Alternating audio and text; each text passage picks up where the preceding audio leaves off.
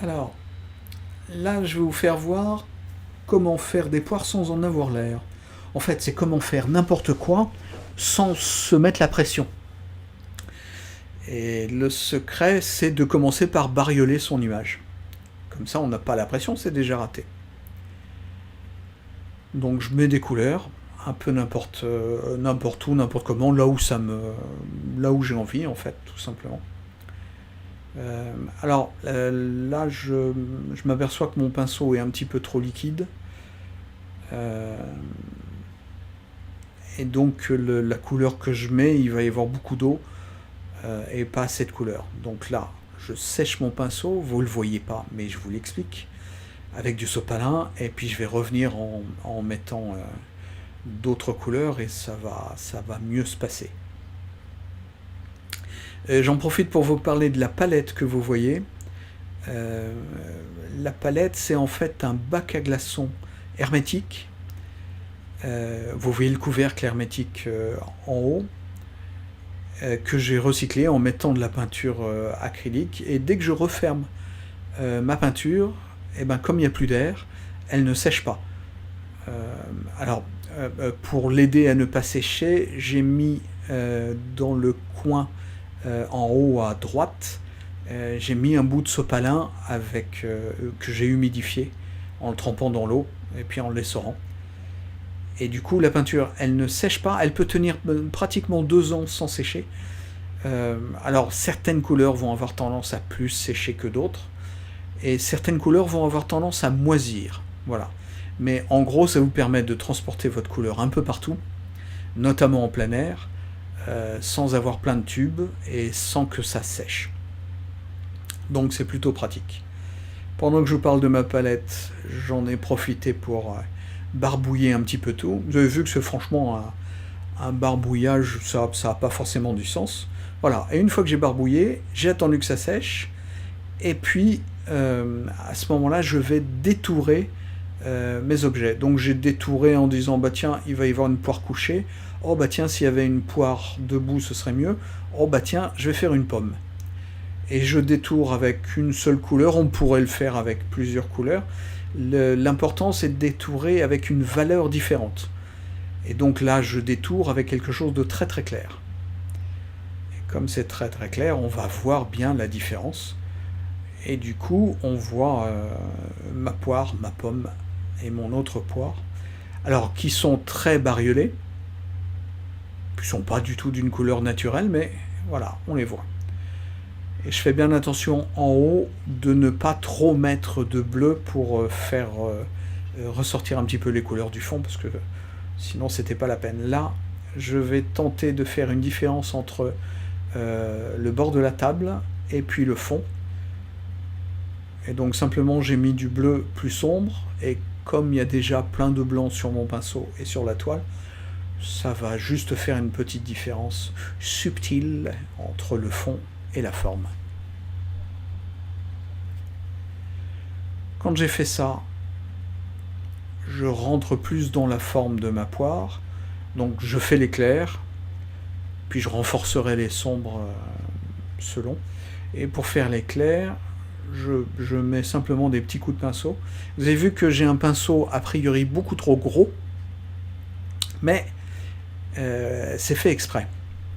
D'abord parce que si vous tenez le pinceau avec la tranche, eh ben, c'est nettement moins gros. Et puis avec le petit bord du pinceau, euh, ça devient très praticable. Et ce que je fais, c'est que j'applique pas tout le bord du pinceau et je reste très léger. Donc pour mettre de la couleur, j'appuie un tout petit peu, et puis après j'entraîne la couleur simplement, voilà, comme ça, simplement en levant un tout petit peu le pinceau. Et donc ça effleure juste, et du coup il y a moins de... C'est un geste à prendre, donc n'hésitez pas à vous entraîner pour faire ça. Et du coup il y a moins de peinture. Euh, un autre concept, donc là j'ajoute du noir, comme j'ai ajouté un petit peu de clair, puis de rouge brun. J'ajoute un peu de noir pour l'ombre. Et même chose, Vous voyez, j'effleure un tout petit peu et ça intègre ma peinture. Donc voilà, là, ça marche un petit peu. On revient vers des clairs. Et j'hésite pas à déborder. Je ne cherche pas à faire très précis, je cherche à faire les formes extérieures. Si jamais je me plante, je peux toujours reprendre de la peinture bleu clair pour refaire le fond et revenir en détourant. Et je fais une alternance, tiens, je mets les lumières, tiens, je vais mettre des sombres.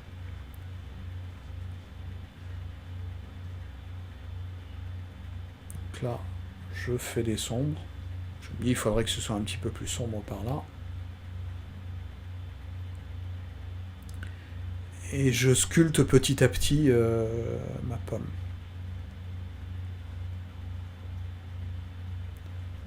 Donc là, j'ai attendu que ça sèche, j'ai même dû changer de caméra, c'est pour ça, c'est ce qui explique le changement de tonalité générale.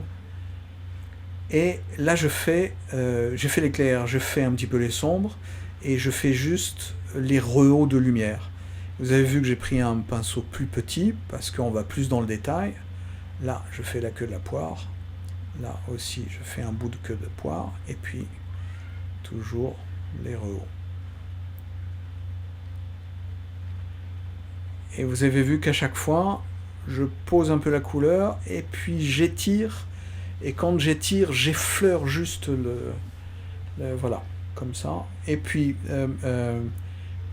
des fois, assez souvent même, je prends mon doigt, et puis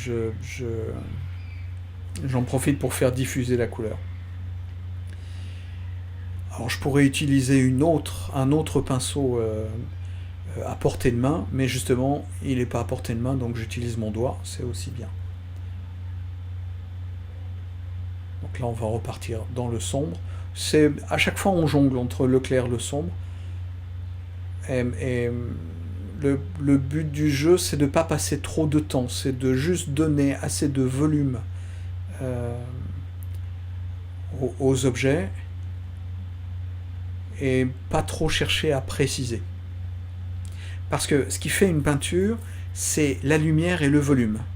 Et le volume, il est créé par la lumière. Donc en fait, quand vous faites bien les clairs, les sombres, les couleurs après, c'est pas trop notre problème. Enfin, ça devient notre problème, mais on n'a pas besoin de ça pour faire des poires, des pommes et des objets qui soient vraisemblables. Et la couleur, en fait, ça va nous donner juste l'émotion de la chose. Donc là, en parlant couleur, on va mettre un petit rouge, un peu rouge. Bon, si on veut une pomme rouge, c'est un peu normal en même temps. Et donc, à chaque fois, je diffuse un peu, mais pas trop. Je vais attendre aussi que ça sèche.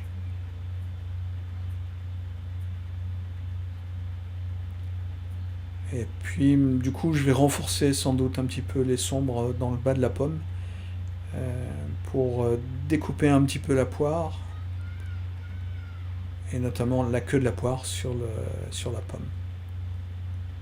Et je sais que quand ça va sécher, ça va rentrer.